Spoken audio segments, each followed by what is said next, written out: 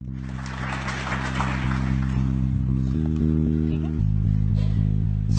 many times during spacewalks outside the International Space Station, we can see air bubbles rising up. Can you touch on how there are air bubbles in space?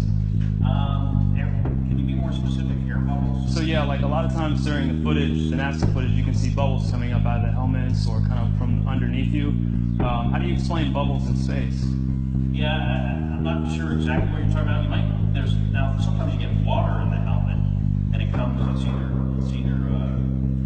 from sweat or from the cooling garments. And some of my spacewalks, I had like water in the helmet, not like I was going to drown in the helmet, but just little bits of water probably came sweat.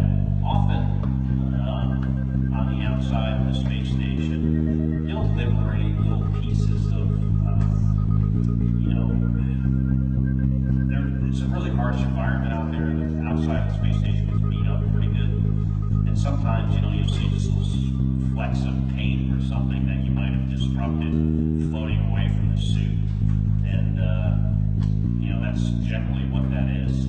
I've never seen any kind of air bubble anywhere. Could it be that you're filming in an underwater pool and you're not really out there? All right, well, I just encourage everyone to look up bubbles in space, hashtag bubbles in space. Thank you very much. Thank you. You spent $45 to see that. I got it free.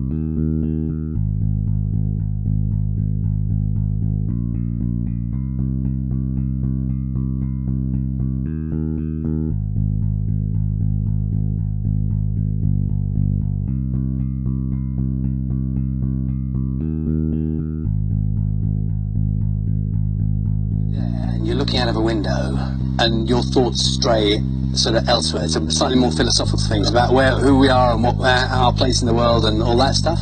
Yeah, absolutely. When you look out at the Earth, especially when you're in space for long periods of time, there's a couple of things that I think about.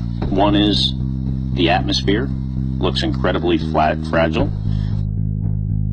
The atmosphere looks incredibly fragile.